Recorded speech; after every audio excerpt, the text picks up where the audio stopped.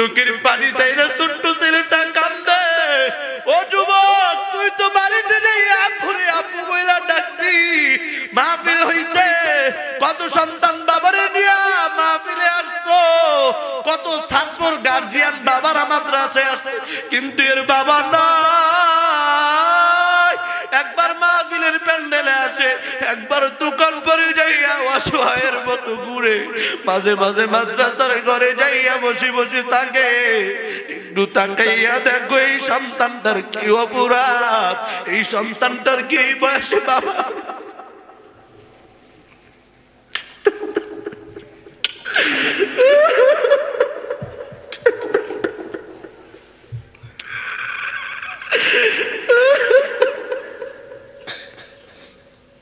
ভাই কান্না করিও না, এর জন্য সবাই দোয়া করবেন আল্লাহ যেন বড় আলেম বানাই। আজকে তাদের বাবা আছে, মা আছে, বাবা একটু আসো, এদিকে আসো।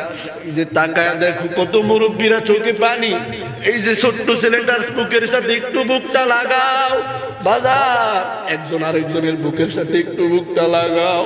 ছোট্ট ছেলেটার একটু ধরো, তার বাবা না, একটু বাবা কোনদিন বুকের ভিতরে জড়াইয়া বাবারে বলতে পারবে না।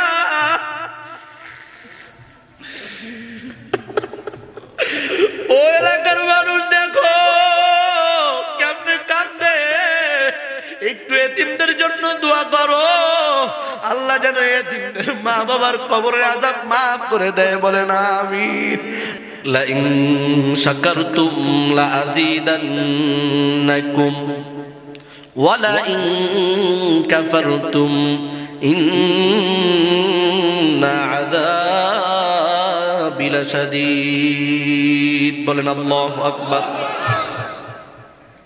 আল্লাহ রাব্বুল আলামিন এই আয়াতের প্রথম অংশের ভিতরে বলেন লা ইন শাকারতুম লা আযীদান্নাকুম, আমার যেই বান্দা বান্দি আমি আল্লাহ রাব্বুল আলামিনের নিয়ামত পাওয়ার পর নিয়ামতের শুকরিয়া আদায় করবে, আমি আল্লাহ রাব্বুল আলামিন তার নিয়ামতকে আরো বাড়ায় দিব, বলেন সুবহানাল্লাহ।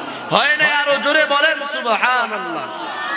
পরের অংশে বলেন ওয়ালা ইন কাফারতুম ইন্না আযাবি লাশাদীদ, আর আমার যে সমস্ত বান্দা বান্দিরা আমি আল্লাহ রাব্বুল আলামিনের নিয়ামত পাওয়ার পর নিয়ামতের শুকরিয়া আদায় করবে না, কৃতজ্ঞতা আদায় করবে না, নাশকর করবে, আমি আল্লাহ রাব্বুল আলামিন তাদের নিয়ামত যতটুকু দিয়েছি ওই অতটুকু ছিনায় নিব। শুধু ছিনায় নিব না, আমার নিয়ামত পাওয়ার পর নিয়ামত খাওয়ার পর আমার নিয়ামতের শুকরিয়া আদায় করলো না, আমি রবকে সিজদা দিল না, কৃতজ্ঞতা আদায় করলো না, তার জন্য আমি রব কাল কঠিন কিয়ামতের ময়দানে ওই নাফরমানের জন্য কঠোর থেকে কঠোরতম শাস্তি জাহান্নামের ব্যবস্থা করে দিব, বলেন নাউযুবিল্লাহ।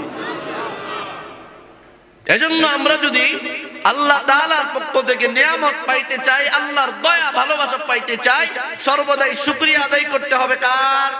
জোরে বলেন শুকরিয়া আদায় করতে হবে কার? একটাবার জোরে আওয়াজ দেন, বলেন না আল্লাহ। হয় না আরো জোরে জবান খুলে বলেন আল্লাহ। আমি আপনাদের সামনে ছোট্ট একটা সূরা তেলাওয়াত করছি, সূরাটার নাম হলো সূরাতুল ইখলাস, যেটাকে আমরা আমাদের ব্যক্তিগতভাবে বলি কুল হু আল্লাহ সূরা। কি সূরা? কি সূরা? অনেকে আবার কয় কুল ফু আল্লাহ সূরা। হ্যাঁ কি কয়? কুল ফু আল্লাহ সূরা। কুল হু আল্লাহ না কুল ফু আল্লাহ? কুল হু আল্লাহ। অনেকেই চিন্তা করে হুজুরটা আইছে, দেখা যায় ছোট মানুষ কতক্ষণ ধরে রাখে, বেশি দেরি করাবো না, অল্প সময় ছেড়ে দিব ইনশাআল্লাহ। দ্বিতীয় বক্তা আলোচনা করছে, এর আগে আরো অনেকে আলোচনা করছে, অনেক লম্বা সময় পার হয়ে গেছে, লম্বা সময় নষ্ট করব না। অনেকেই ভয়ে আছে, কয় কি যে করে, ইনশাআল্লাহ লস করাবো না। কেমন একটা ছোট্ট একটা ঘটনা মনে পড়ছে, ছোট্ট একটা রাসূলের হাদিস মনে পড়ছে, বলবো? বলেন বলবো? আল্লাহর রাসূল সাল্লাল্লাহু আলাইহি ওয়াসাল্লাম একদিন খোলা ময়দানের ভিতরে নামাজ পড়তেছে। ওই সময় একজন নতুন একজন ঈমান গ্রহণ করছে, কালেমার সায়াতলে আসছে। এখনো সে এক তো নামাজও পড়ে নাই, কেমনে নামাজ পড়া লাগবে সেটাও জানে না, কিন্তু আরবের মানুষ তো আরবি জানে, সব অর্থ বুঝে, ঠিক কিনা বলেন? তা আপনার আমার নবী মুহাম্মদুর রাসূলুল্লাহ সাল্লাল্লাহু আলাইহি ওয়াসাল্লাম প্রথম তাকবীর আল্লাহু আকবার দিয়া সূরা ফাতিহা তেলাওয়াত করছে। কি সূরা? এই যে একটু আগে প্রধান চলে গেছে।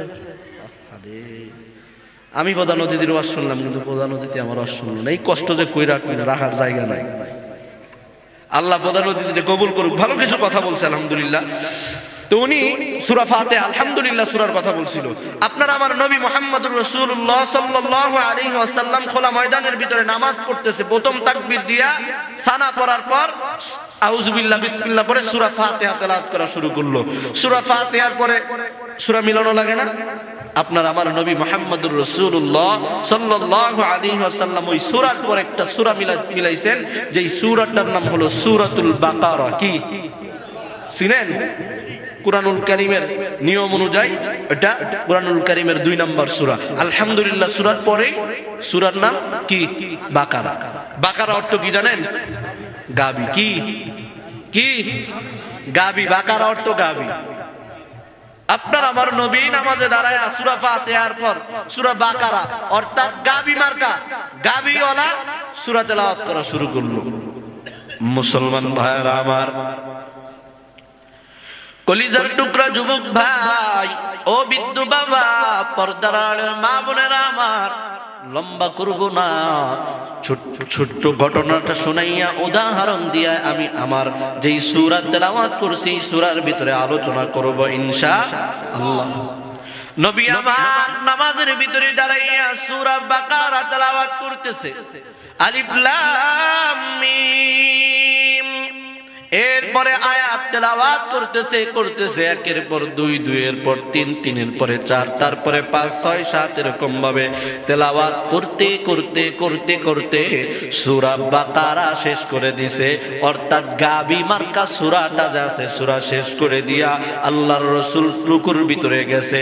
রুকুতে যাইয়া রুকু থেকে উঠিয়া সিজদা করিয়া আবার দ্বিতীয় রাকাতের জন্য আল্লাহর রাসূল সাল্লাল্লাহু আলাইহি ওয়াসাল্লাম দাঁড়াইয়া সূরা ফাতিহা পড়া শেষ করে দিল। সূরা ফাতিহা শেষ করিয়া আবারও সূরা মিলানোর দরকার আছে না নাই? জোরে বলেন আছে না নাই? মুসলমান ভালো করিয়া শুনবেন, আপনার আমার নবী মুহাম্মদুর রাসূলুল্লাহ সাল্লাল্লাহু আলাইহি ওয়াসাল্লাম নামাজের ভিতরে দ্বিতীয় রাকাতের ভিতরে সূরা ফাতিহা শেষ করিয়া এখন সূরা মিলাইছে। আলাম তারা কাইফা ফাআলা রাব্বুকা বিআসহাবিল ফিল। এই সূরার নাম কি? সূরাতুল ফিল। কি? হ্যাঁ, কি নাম? সূরাতুল ফিল। এই সূরার অর্থ হলো কি? হ্যাঁ, হাতি। কি? মুসলমান বুঝে থাকলে উত্তর দিবেন, গাবি বড় না হাতি বড়? না, কালীগঞ্জের আওয়াজ শুনে মনে হইতেছে গাবি বড় হাতি ছোট। হ্যাঁ, হাতি বড় না ছোট?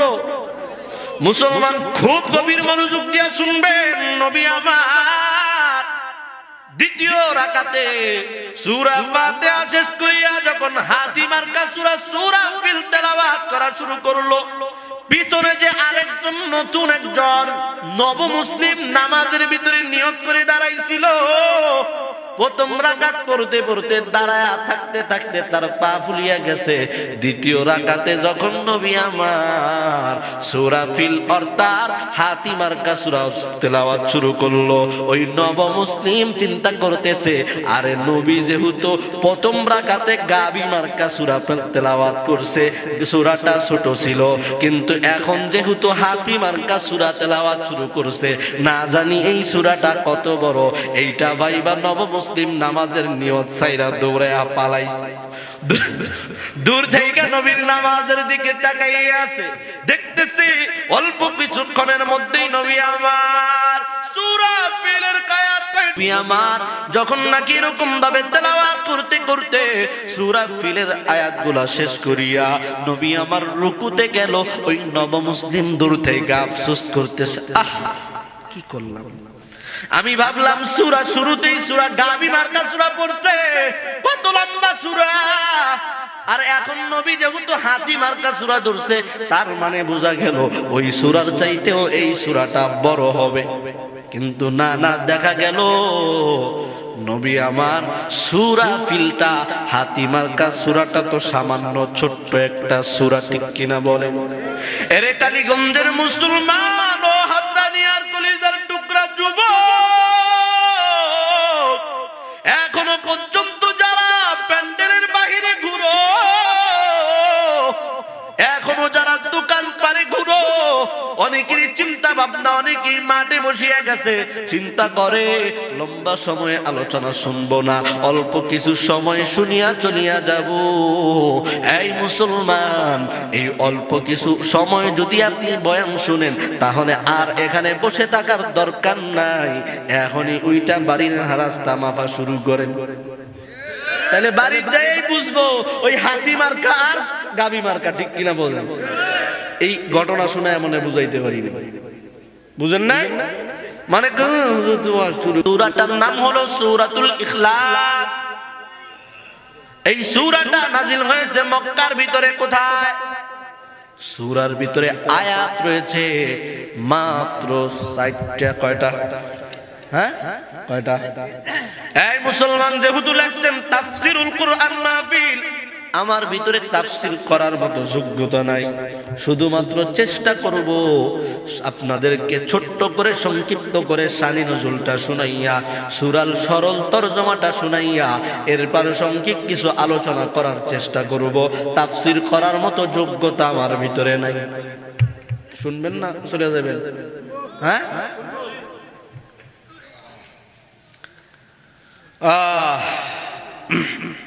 তাহলে আমি যে সূরাটা তেলাওয়াত করছি, সূরার নাম কি বলেন? সূরা ইখলাস। হুজুর ছুটে হইতে পারি, বারবার আওয়াজ না দিলে কিন্তু বাবা আওয়াজ জমবেন নয়। বুঝতে পারছেন? ভাষা বোঝেন? তোমারই ভাষা কমানছি, ভাষা বুঝেন তো না? সমস্যা আছে? একটু বারে বারে আওয়াজ দিবেন, বারে বারে একটা প্রশ্নের উত্তর দিবেন, পারবেন না ইনশাআল্লাহ? তাহলে কি সূরা তেলাওয়াত করছি? সূরা নাজিল হয়েছে কোথায়? মক্কায়। সূরার ভিতরে আয়াত আছে কয়টা? 4টা। এখন আসেন, এই সূরাটা যে নাজিল হয়েছে, সূরা নাজিল হওয়ার পিছনে কোনো কারণ আছে না নাই? যেটাকে বলা হয় শানে নজুল। কি শানে নজুল? আপনাদেরকে ছোট্ট করে শোনাই। আপনার আমার নবী যখন মক্কার ভিতরে আসলেন, আসার পর নবুয়ত পাওয়ার পরে এক কালেমার দাওয়াত দিচ্ছে, এক আল্লাহর দাওয়াত দিচ্ছে। কখন? যেই সময় মক্কার মানুষরা এক খোদায় বিশ্বাসী না, এক আল্লাহয় বিশ্বাসী না, তারা সর্বনিম্ন 360 জন খোদায় বিশ্বাসী। ওই সময় আপনার আমার নবী মক্কার ভিতরে কাফের বেঈমানদের কাছে দাওয়াত দিচ্ছে, লা ইলাহা ইল্লাল্লাহু মুহাম্মাদুর রাসূলুল্লাহ সাল্লাল্লাহু আলাইহি ওয়াসাল্লাম। আল্লাহ ছাড়া কোনো মাবুদ নাই, আর আমারে এতদিন পর্যন্ত তোমরা আব্দুল্লাহর পুত্র মুহাম্মদ বলে ডাকছো। আমি আর এখন থেকে আব্দুল্লাহর পুত্র মুহাম্মদ না, শুধু আমি এখন থেকে হইলাম আল্লাহ তাআলার প্রেরিত রাসূল মুহাম্মাদুর রাসূলুল্লাহ। জবান খুলে বলেন সাল্লাল্লাহু আলাইহি ওয়াসাল্লাম।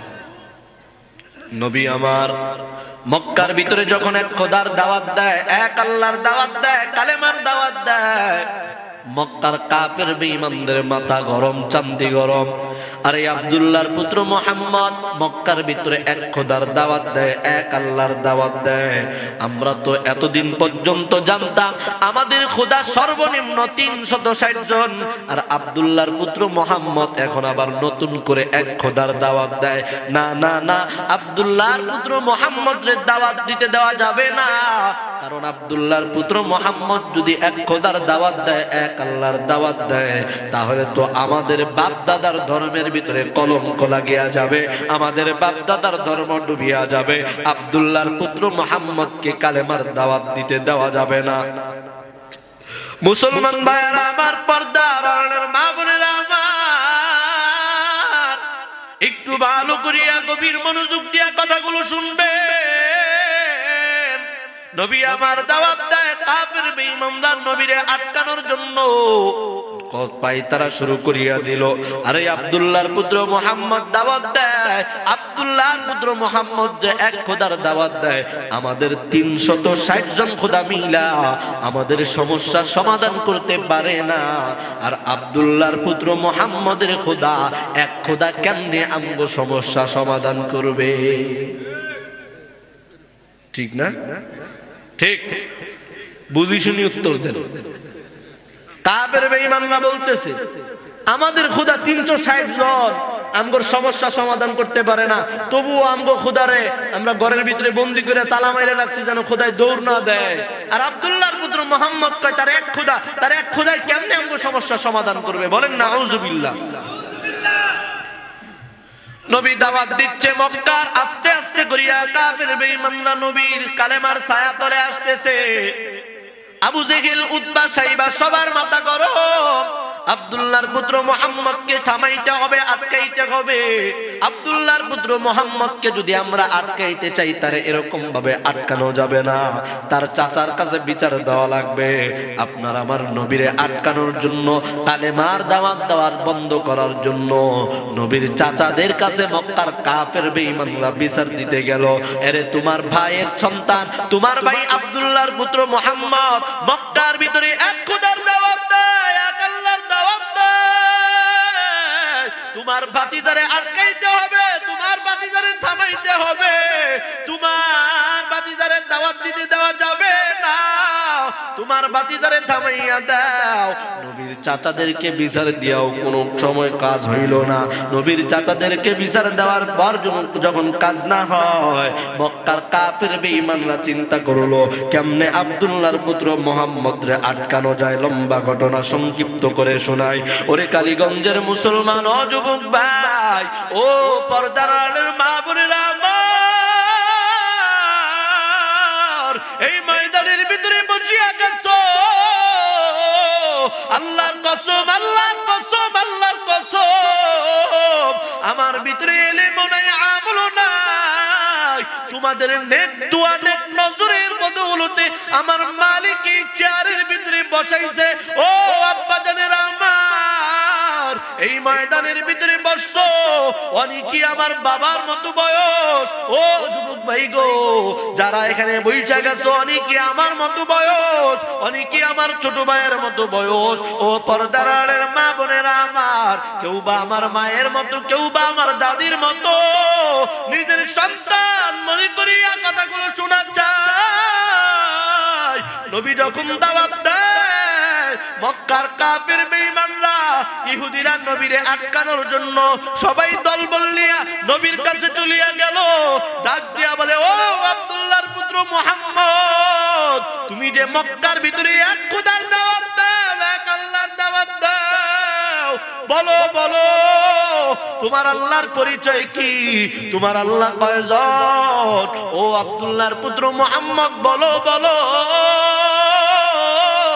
তুমি যে এক খোদার দাওয়াত দাও, তোমার খোদা কার কমান অনুযায়ী চলে? তোমার খোদা কার মুখাপেক্ষী? ওরে আব্দুল্লাহর পুত্র মুহাম্মদ, বলো বলো তোমার খোদা আর ছেলে মেয়ে কয়জন? তোমার খোদা কার কাছ থেকে জন্ম নিছে, কারে জন্ম নিছে? তোমার খোদার মতো আরো কয়জন আছে? এই কালীগঞ্জের মুসলমান, একটু বুঝে থাকলে আওয়াজ দিবেন, আমার খোদার মতো আরো কোনো খোদা আছে? না না নাই। নবীরে ডাক দিয়া বলে, কাফের বেঈমানরা, রে আব্দুল্লাহর পুত্র মুহাম্মদ, দাও দাও তোমার খোদার পরিচয় দাও। নবী আমার এখনো পর্যন্ত আল্লাহ তাআলার খোদার পরিচয়টা এখনো ভালোভাবে পায় না। ওই সময়ে যখন নাকি কাফের বেঈমানরা নবীর কাছে যাইয়া এরকম ভাবে প্রশ্ন শুরু করলো, বিভ্রান্ত ছড়ানোর চেষ্টা শুরু করলো, ওই দিক দিয়ে আমার আল্লাহ তাকাইয়া দেখে আর জিব্রাইল ডাক দিয়া বলে, এই জিব্রাইল, আর দেরি করবি না, যা যা তাকাইয়া দেখ, মক্কার কাফের বেঈমানরা আমার বন্ধুরে আটকানোর জন্য, আমার বন্ধুরে অপমান করার জন্য আমার পরিচয় চায়। ও জিব্রাইল, যাও, যাওয়ার দেরি করবা না, আর দেরি করবা না, যাও আমার বন্ধুর কাছে নিয়া সূরা ইখলাস অর্থাৎ কুল হুয়াল্লাহ সূরাটা নিয়ে চলিয়া যাও, আর আমি রব, আমি আল্লাহর পরিচয়টা দিয়া দাও। জিব্রাইল আইসা নবীরে ডাক দিয়া বলে, নবী আমার, চিন্তার কোনো কারণ নাই, টেনশনের কোনো কারণ নাই। আল্লাহ পাক রব্বুল আলামিন তার পরিচয় দিয়া আমি জিবরাইলকে পাঠায় দিছে।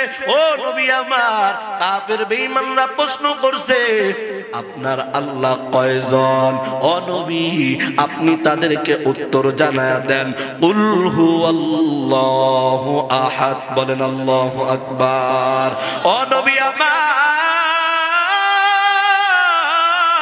আপনি কাফের বেঈমানদেরকে জানাইয়া দেন আমি আল্লাহ একক ও দ্বিতীয়। বলেন সুবহানাল্লাহ। হয় না আরেকটা বার জবান খুলে বলেন সুবহানাল্লাহ। কি নবীর কাছে উত্তর, নবীর কাছে জানতে চাইছে, ও আব্দুল্লাহর পুত্র মুহাম্মদ, বলো তোমার খোদা কয়জন? আল্লাহ উত্তর কি দিছে? কুল হুয়াল্লাহু আহাদ। এই মক্কার কাফের বেঈমানরা, জানিয়া নাও, শুনিয়া নাও, আমি আল্লাহ একক ও দ্বিতীয়। এখানে আল্লাহ বলে না আমি আল্লাহ এক, বলছে একক ও দ্বিতীয়। নবী আমার, কাফের বেঈমানরা আপনারে দ্বিতীয় নাম্বার প্রশ্ন করছে, আপনার আল্লাহ কার মুখোপেক্ষী অনুযায়ী চলে? ও নবী আমার, আপনি কাফের বেঈমানদেরকে জানায়া দেন আল্লাহুস সামাদ। বলেন আল্লাহু আকবার। ও নবী, আপনি জানাইয়া দেন আমি আল্লাহ কারো মুখোপেক্ষী না, সবাই আমার মুখোপেক্ষী। বলেন সুবহানাল্লাহ। ও নবী আমার, মক্কার কাফের বেঈমানরা আপনারে প্রশ্ন করছে আপনি কার কাছ থেকে জন্ম নিছেন, এমনকি আপনি কারে জন্ম দিয়েছেন? ও নবী, আপনি জানাইয়া দেন লাম ইয়ালিদ ওয়া লাম ইউলাদ। বলেন আল্লাহু আকবার। ও নবী আমার, আপনি জানাইয়া দেন আমি আল্লাহ কারো কাছ থেকে জন্ম নেই নাই, এমনকি কাউকে জন্ম দেও নাই। বলেন সুবহানাল্লাহ। ও নবী, আপনারে চতুর্থ নাম্বার প্রশ্ন করছে আমি আল্লাহর মতো আরো কেউ সমকক্ষ আসেনি? ও নবী, আপনি তাদেরকে জানাইয়া দেন ওয়ালাম ইয়াকুল্লাহু কুফুয়ান আহাদ। বলেন আল্লাহু আকবার। ও নবী, আপনি মক্কার কাফের বেঈমানদেরকে জানাইয়া দেন আমি আল্লাহর সমকক্ষ আর কেউ নাই। একটু জোরে বলেন না সুবহানাল্লাহ। কালীগঞ্জের মানুষ কথা বুঝেন, কথা বুঝেন। যদি না বুঝে থাকেন তাহলে আমারে জানায়া দিবেন, আমি আমার মতো করে আপনাদের মতো কইরা শোনানোর চেষ্টা করব। নবীরে তারা এক নাম্বার প্রশ্ন করছে, ওরে আব্দুল্লাহর পুত্র মুহাম্মদ, বলো বলো তোমার আল্লাহ কয়জন? আল্লাহ নবীরে জানায়া দিছে, ও নবী, আপনি তাদেরকে জানাইয়া দেন আমি আল্লাহ একক দ্বিতীয়। নবীরে তারা দ্বিতীয় নাম্বার প্রশ্ন করছে, ও আব্দুল্লাহর পুত্র মুহাম্মদ, বলো বলো তোমার আল্লাহ কার মুখোপেক্ষী, কার আদেশ অনুযায়ী চলে? আল্লাহ নবীরে জানাইয়া দিছে, ও নবী, আপনি কাফের বেঈমানদেরকে জানাইয়া দেন আমি আল্লাহ কারো মুখোপেক্ষী না, সবাই আমার মুখোপেক্ষী। ও মুসলমান, কাফের বেঈমানরা নবীরে প্রশ্ন করছে, ও আব্দুল্লাহর পুত্র মুহাম্মদ, বলো বলো তোমার আল্লাহ কারে জন্ম, তোমার আল্লাহ কার কাছ থেকে জন্ম নিছে, এমনকি তোমার আল্লাহ কারে জন্ম দিছে? আল্লাহ নবীরে জানাইয়া দিছে, ও নবী আমার, আপনি কাফের বেঈমানদেরকে জানাইয়া দেন আমি আল্লাহ কারো কাছ থেকে জন্ম নেই নাই, এমনকি আমি আল্লাহ কাউরে জন্ম দেই নাই। কাফের বেঈমানরা চতুর্থ নম্বর প্রশ্ন করছে, ও আব্দুল্লাহর পুত্র মুহাম্মদ, বলো বলো তোমার আল্লাহর সমকক্ষ আর কতজন আছে? মানে তোমার আল্লাহর মতো আরো কতজন আল্লাহ মিলা পৃথিবীটা চালায়? নবী আমার, নবীরে ডাক, আল্লাহ ডাক দিয়া বলে, ও নবী, আপনি কাফের বেঈমানদেরকে জানাইয়া দেন আমি আল্লাহর সমকক্ষ, আমি আল্লাহর মতো আর কেউ নাই। চিল্লায়া বলেন সুবহানাল্লাহ। শুধু তাই না, মক্কার কাফের বেঈমানরা নবীরে প্রশ্ন করে, ও নবী, ও আব্দুল্লাহর পুত্র মুহাম্মদ, বলো বলো তোমার আল্লাহ খায়নি, তোমার আল্লাহ ঘুমায়নি? বলেন নাউযুবিল্লাহ। এই কালীগঞ্জের মুসলমান, আমার আল্লাহ খায়, আমার আল্লাহ ঘুমায় না? না না, আমার আল্লাহ খায় না, আমার আল্লাহ ঘুমায় না, আমার আল্লাহর ঘুমও নাই, ক্ষুধাও নাই, তন্দ্রাও নাই। কথা বলেন ঠিক কিনা? আল্লাহ ডাক দিয়া বলেন, আল্লাহু লা ইলাহা ইল্লা হুয়াল হাইয়্যুল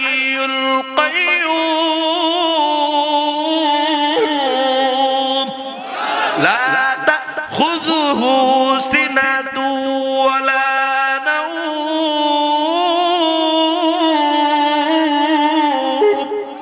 আমার আল্লাহর ঘুম নাই, আমার আল্লাহর তন্দ্রা নাই, আমার আল্লাহর ক্ষুধাও নাই, আমার আল্লাহর প্রেসারিও নাই। কথা বলেন ঠিক কিনা? মুসা নবী একদিন বিছানার ভিতরে শুয়া শুয়া ঘুমের ঘরের ভিতরে মনে মনে কল্পনায় চিন্তা করে, আরে আমার আল্লাহর কি ঘুম নাই, আমার আল্লাহর কি তন্দ্রা নাই? কে? মুসা নবী চিনেন? এই চিনেন মুসা নবী? চিনেন না মুসা নবী রে? নাম শুনছেন? মুসা নবী যত পয়গম্বর ছিল তাদের ভিতরে সবচেয়ে রাগী এবং নাজুর বান্দা ছিল মুসা পয়গম্বর। ঠিক কিনা বলেন? ভাই উপরে আসেন, আপনি আসেন, আসেন আসেন উপরে আসেন, আসেন আসেন আসেন উপরে আসেন, আসেন উপরে আসেন আপনি। এই যে আমার ভাই এই যে সামনে, এই যে আপনার সামনে যে বাইরে, উপরে দেন তো। আসেন উপরে আসেন, আপনি উপরে আসেন, কাজ আছে। আপনি উপরে আসেন, কাজ আছে আপনার। আসেন। কি পয়গম্বরের নাম বললাম? মুসা পয়গম্বর। কি পয়গম্বর? এই যুবক ভাইরা মাহফিলের পক্ষে না বিপক্ষে? এই যে যারা দাঁড়ায় আছে, মাহফিলের পক্ষে না বিপক্ষে? যেটা চলে যাবে বুঝবো যেটা মাহফিলের বিপক্ষে, গেলেই বুঝবো যে মাহফিলের বিপক্ষে। তার মানে বুঝা গেল আসলে মাহফিলের বিপক্ষে। নাইলে গেছে মনে হয় বিড়ি টিড়ি খাইতে, নাকি? রাগ করলেন? মন খারাপ করলেন? এই বয়ান ভাল লাগে শুনতেছেন নাকি তারে নারে শুনবেন? হ্যাঁ আছে না কিছু কিছু আইসা তারে নারে বন্ধু রে কলা খাইলো ইন্দু রে, আছে না কিছু? শুনবেন? সবই পারি বাবা, তারে নারেও পারি। তারে নারে শুনবেন না একটু বয়ান শুনবেন, কান্নাকাটির বয়ান শুনবেন? হ্যাঁ বয়ান শুনবেন। কালীগঞ্জের মানুষ ওয়াজ শুনে আমি জানি।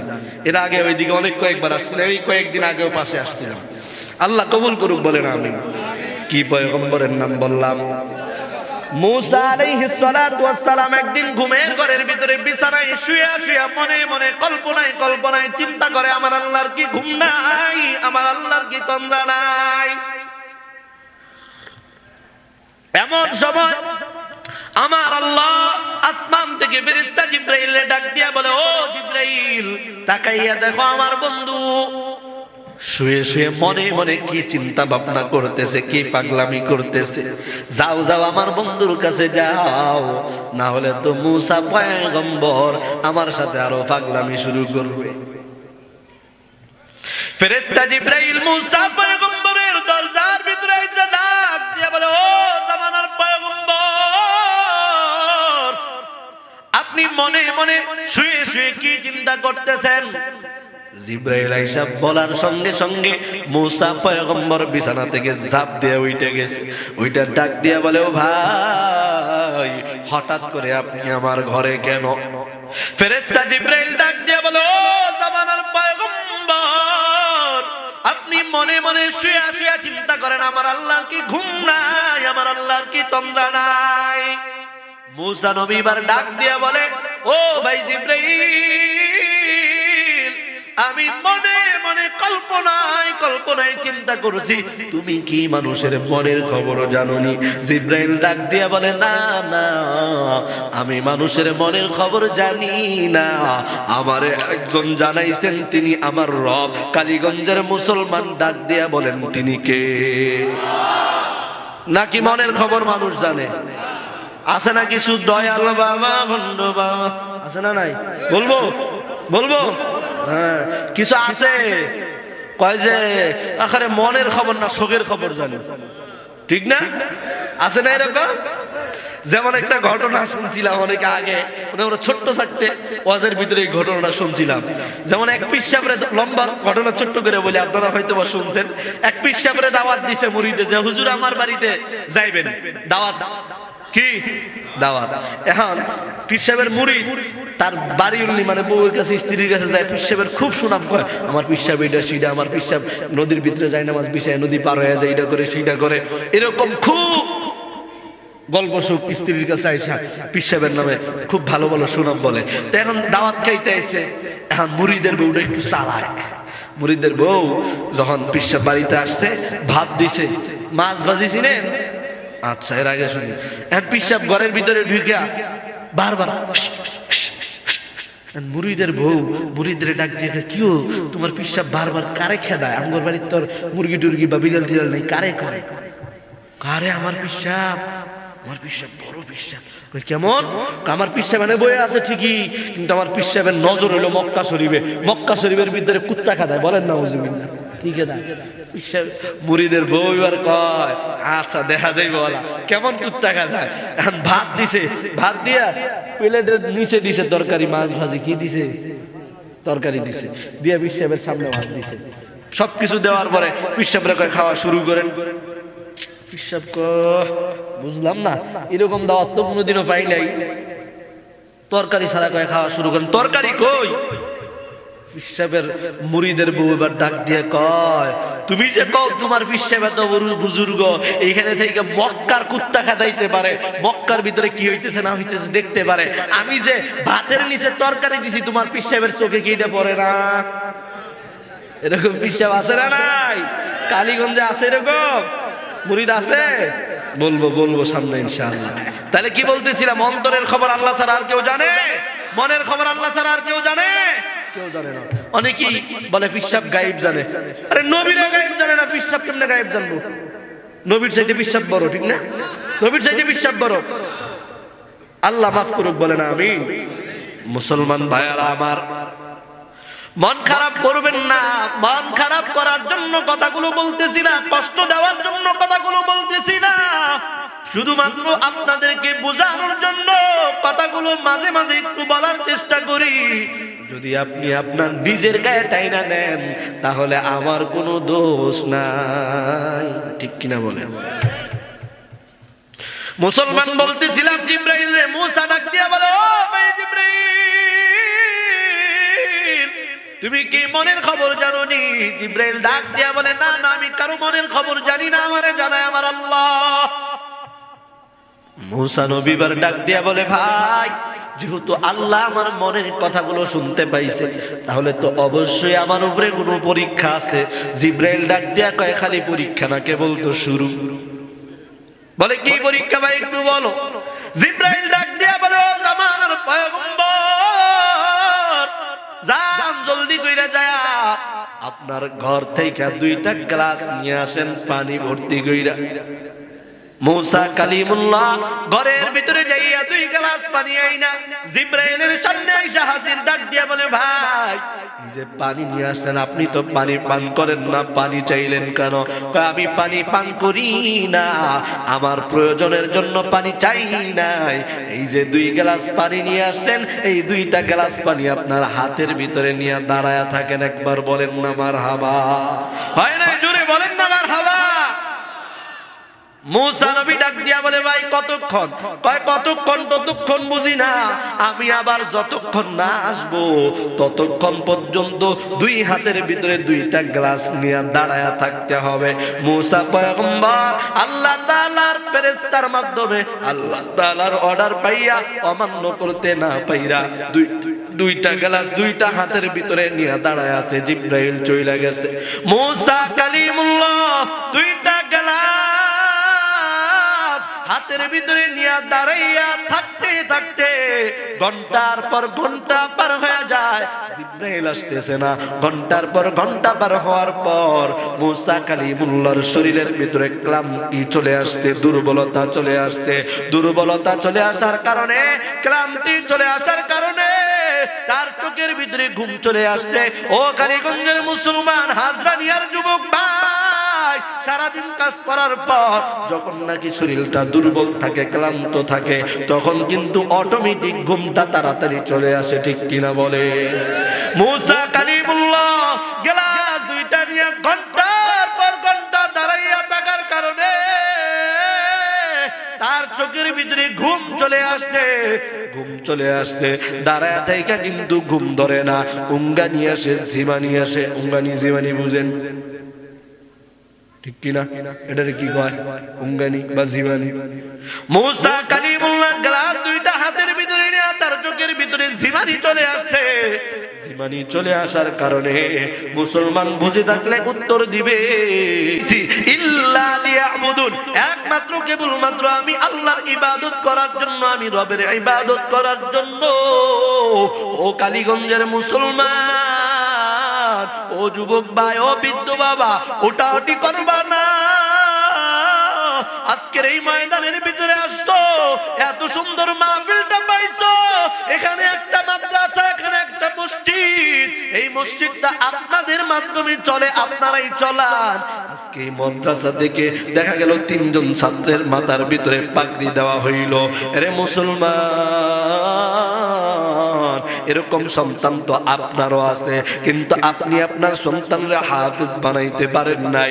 আমার মতো আপনার সন্তান আছে, আপনি আপনার সন্তানরে হুজুর বানাইতে পারেন নাই, আলেম বানাইতে পারেন নাই। আরে মুসলমান, আজকে এই ছাত্রগুলোর দিকে তাকাই একটু দেখো, আর নিজের মনের সাথে একটু বোঝাপড়া করো। এই ছাত্রর বাবাও তো তাদেরকে ভাত খাওয়াইছে, আমিও তো আমার সন্তানরে ভাত খাওয়াইছি, কিন্তু আমার সন্তান তো আমার কথাই শুনে না, আমার সাথে বেয়াদবি করে। আমি ডানে যাইতে বললে সে বামে যায়, এরকম সন্তান আছে না নাই? জোরে বলেন, আছে না নাই? এই কালীগঞ্জের মুসলমান, ও যুবক ভাই, পর্দার আলোর মা, আমি আপনারে বলি না আপনার সন্তানরে আলেম বানান, আমি বলি না আপনার সন্তানরে ইমাম বানান, মাদ্রাসার হুজুর বানান। শুধুমাত্র একটা অনুরোধ করে যাব, আপনার সন্তানরে এমন ভাবে উপযুক্ত করে তুলেন, আপনি বাবা মরার পর যেন আপনার বাবা আপনার লাশটারে সামনে নিয়ে আপনার সন্তান যেন জানাজার ইমামতি করতে পারে। অন্তত পক্ষে এই পরিমাণ যোগ্যতা, এই পরিমাণ লেখাপড়া আপনার সন্তানরে করাইয়া এরপরে আপনি দুনিয়া থেকে বিদায় নিয়েন। এই কলিজার টুকরা আব্বা জানেরা, এই শুধু শিক্ষাটুকু যদি আপনি দিতে পারেন, দুনিয়াতেও আপনি সম্মানী, আখিরাতেও আপনি সম্মানী। কথা বলেন ঠিক না বেঠিক? কত গোলাঙ্গার সন্তান মায়ের কথা শুনে না, বাবার কথা শুনে না, মায়ের কথার অমান্য করে, বাবার কথার অমান্য করে। ও এলাকার মুসলমান, ও যুবক ভাই, একটু ভালো করিয়া শুনো, আজকে ময়দানের ভিতরে বসিয়া গেছো, কোন সন্তান যেন আসার সময় মায়ের কবরের পাশ দিয়ে আসছো, কোন সন্তান যেন আসার সময় বাবার কবরের পাশ দিয়ে আসতো। এরে মুসলমান, একটু ভালো করিয়া শুনবা, আজকের মাহফিলে আসার সময় মা কবর থেকে ডাক দিয়া বলে, সন্তান মাহফিলে যাও, আমি মায়ের জন্য একটু দোয়া করবা, আমি বাবার জন্য একটু দোয়া করবা, আমি মা কবরে বড় খারাপ অবস্থায় আছি, আমি মায়ের কবরে, আমি বাবার কবরে আযাব চলতেছে। সন্তান আজকের এই সদরপাড়া মাহফিলে যাইয়া একটু আমি মায়ের জন্য দোয়া করিও, আমি বাবার জন্য দোয়া করিও। আমার জানা নাই এখানে কার যেন মা নাই, কার যেন বাবা নাই, কে যেন বসছো মা হারাইয়া ইয়াতীম, কে যেন বসছো বাবা হারাইয়া। এই যে তাকাইয়া দেখো, ময়দানের ভিতরে মায়ের কথা বলার সঙ্গে সঙ্গে, বাবার কথা বলার সঙ্গে সঙ্গে কত দাড়ি বাঁকা মুরব্বীর চোখে পানি চলে আসে, দাড়িগুলা পাইকে গেছে, নিজের সন্তান হয়ে গেছে, নাতি হয়ে গেছে, কিন্তু আজও পর্যন্ত মারে বলতে পারে না, বাবারে বলতে পারে না। ওরে মা হারা সন্তান, বাবা হারা সন্তান, আজকে মায়ের জন্য দোয়া না নিয়া, বাবার জন্য দোয়া না নিয়া যাইবা না। ওরে যুবক ভাই, তোমারও তো অনেক যুবক সন্তানের বাবা নাই, কেউ উঠবা না, একটু মায়ের কথা মনে করে, বাবার কথা মনে করে চোখের পানি ছাড়াও। ও যুবক, তোমারও তো বাবা নাই, আজকে আমি মাজেদুল ইসলাম হেলালির এখানে দেখতেছো, আমারও বাবা নাই। আজ থেকে দীর্ঘ লম্বা সময়, আমার বয়স যখন 5 বছর, তখন আমি আমার বাবারে হারাইছি। কোনদিন মনটা বইরা বাবারে বাবা বইলা ডাকতে পারি নাই। ও কালীগঞ্জের মুসলমান, ও যুবক, আজকে তাকাইয়া দেখো, স্টেজের ভিতরে ছাত্ররা পাগড়ি নিয়ে বইসা আছে, তাদের বাবারাও এখানে বইসা আছে। আমিও তো একদিন হাফেজ হয়েছিলাম, এরকম ভাবে মাহফিলের ভিতরে আমারও পাগড়ি দিছে। আজকে তিনজন ছাত্রের মাথার ভিতরে পাগড়ি দিলাম, তিনজন ছাত্রের বাবাই আসছে। আমিও যখন হাফেজ হয়েছিলাম 14 জন ছাত্র একেবারে পাগড়ি নিয়েছিলাম। সবার বাবা মাহফিলের দিন আসছে, যখন উপস্থাপক মাইকের ভিতরে ঘোষণা দেয়, নাম বলে সবার পরে সবার বাবার নাম বলে, যখন আমার নাম বলে তখন বলে মিতু হেলাল উদ্দিন। ও এলাকার মানুষ, ও পর্দার আড়ালের মা, নিজের মনের দুঃখ কষ্ট তোমাদেরকে বলে বোঝাইতে পারবো না। ওই দিন আমি ডানে তাকাইছি, বামে তাকাইছি, চতুর্দিকে তাকাইয়া দেখি সমস্ত ছাত্রর বাবারা স্টেজে আইসা হাজির, কিন্তু আমার বাবা নাই।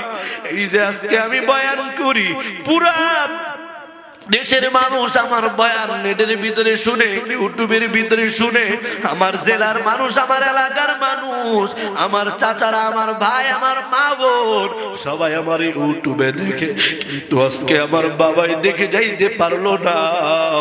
তার সন্তান আজকে এত বড় বক্তা হয়েছে, তার সন্তান হাজার হাজার মানুষকে কোরআনের বয়ান শোনায়, তার সন্তান হাজার হাজার শত শত মানুষকে কোরআনের দাওয়াত দেয়। ওই এলাকার মানুষ আমার জানা নাই রে যুবক, কার যেন আমার মতো বাবা নাই, বাবা হারাইয়া বসতো। এই মাদ্রাসার ভিতরে মাঝে মাঝে রাত্রে 3টার দিকে আসবা, আইসা দেখবা ছোট্ট ছোট্ট মাসুম মাসুম ছেলেরা ঠান্ডা পানি দিয়া উযু বানাইয়া তাহাজ্জুদের বিছানায় দাঁড়াইয়া, তাহাজ্জুদের বিছানায় নামাজ পড়িয়া চোখের পানি ছাড়িয়া কান্দে আর তোমাদের জন্য দোয়া করে। মাদ্রাসায় এমনও ছাত্র আছে মাদ্রাসা বন্ধ হইয়া যায়, কিন্তু বন্ধের পরে এমনও ছাত্র আছে বাড়িতে যায় না। হুজুররা ডাক দিয়া বলে, বাবা কেন বাড়ি যাও না? ডাক দিয়া বলে, হুজুর কোন বাড়িতে যাব? এই বাড়িতে আমার মা নাই, এই বাড়িতে আমার বাবা নাই।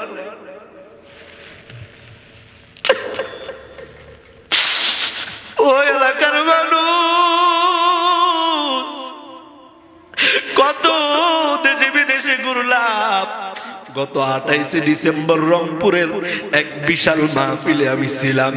ও মুসলমান, একটা ছোট্ট ছেলে যার বয়স হয়তো বা 14 থেকে 15 বছর হবে, শিশু বক্তা নামে, মাহারা শিশু বক্তা নামে পরিচিত, ইউটিউবে সার্চ দিলে অনেক বয়ান শুনতে পারবেন। ছোট্ট ছেলে, ওই ছেলেটার মাথায় পাগড়ি দিলাম। বয়ান পাগড়ি নেওয়ার পর ওই ছেলেটা মাইক পিস্টা হাতে নিয়ে হাজার হাজার মানুষের কাছে বলে, ওই এলাকার মানুষ, ছোট্ট থাকি আপনাদের এলাকায় আমি পড়াশোনা করছি, আমার বাবা আজকে স্টেজে উপস্থিত, আমার বাবা মাথায় টুপি পরিয়া সন্তানের মাথায় পাগড়ি দিছে, সন্তান হাফেজ হইছে। আমার বাবার মন বড় আনন্দ।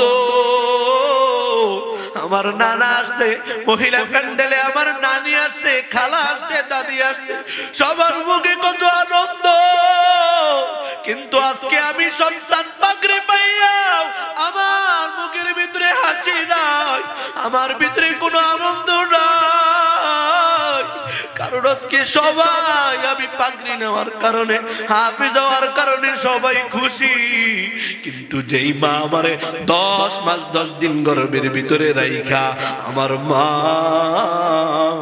আমার দুনিয়াতে প্রসব করে গেছে, ওই মা আজকে দেখে যাইতে পারলো না আমি হাফেজ হইছি, আমার মাথায় পাগড়ি দেওয়া হইল।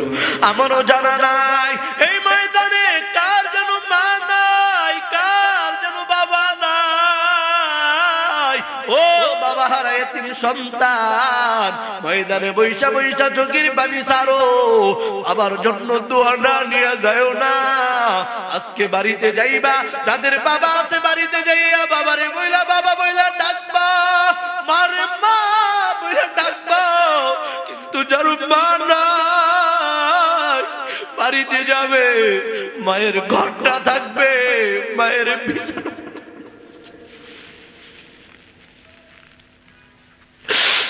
ও কালীগঞ্জের মানুষ একবার বলেন না আল্লাহ, একটু মায়া লাগা ডাক্তার না, বলেন না আল্লাহ। ওরে এতিম সন্তান বাড়িতে যাইয়া দেখবি মা নাই, বাড়িতে যাইয়া দেখবি বাবা নাই। আজকে আমি এই ময়দানের ভিতরে দেখবার চাই কার যেন মা নাই, কার যেন বাবা নাই। ও মাদ্রাসার ছাত্র ভাইরা, যদি এমন কোন ছাত্র থাকো যে হুজুর আমার মা নাই, আমার বাবা নাই, একটু ময়দানে থাকলে দাঁড়াও। ও এলাকার যুবক ভাই, ও দাড়ি বাঁকা মুরব্বী বাবারা, লজ্জা করবা না, যার মা নাই বাবা নাই, মায়ের জন্য দোয়া নেওয়ার জন্য, বাবার জন্য দোয়া নেওয়ার জন্য একটু ময়দানে দাঁড়াও। লজ্জা করবা না, লজ্জা করবা না। এই যে তাকাইয়া দেখো দাড়ি বাঁকা মুরব্বী যুবকরা চোখের পানি চাইরা চাইরা কাঁদে।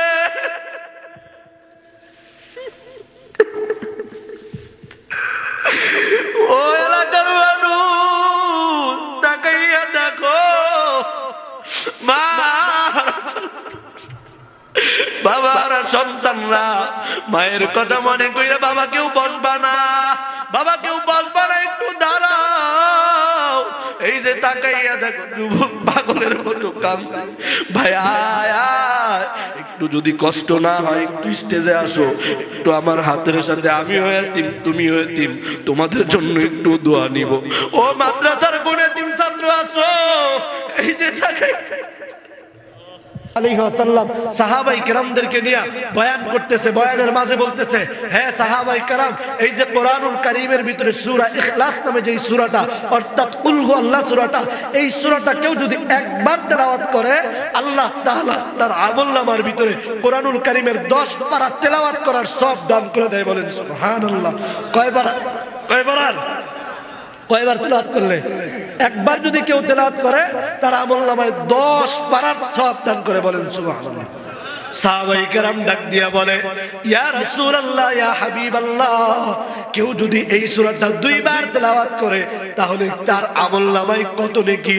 আল্লাহর নবী ডাক দিয়া বলে, ও সাহাবী, কেউ যদি এই সূরাটা 2 বার তেলাওয়াত করে আল্লাহ তাআলা তার আমলনামার ভিতরে 20 পারা কোরআনুল কারীম তেলাওয়াত করলে যেই পরিমাণ সওয়াব, সেই পরিমাণ সমপরিমাণ সওয়াব আল্লাহ তার আমলনামায় দান করে দেয়। বলেন সুবহানাল্লাহ।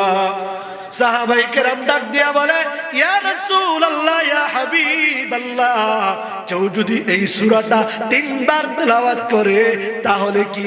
আল্লাহর নবী ডাক দিয়া বলে, কেউ যদি এই সূরা 3 বার তেলাওয়াত করে তার আমলনামার ভিতরে 30 পারা কোরআনুল কারীম তেলাওয়াত, অর্থাৎ পুরা কোরআনুল কারীম খতম করলে যেই পরিমাণ সওয়াব পাওয়া যায়, ওই সমপরিমাণ সওয়াব সূরা ইখলাস 3 বার পাঠ করলে আল্লাহ তার আমলনামায় দান করে দেয়। বলেন সুবহানাল্লাহ।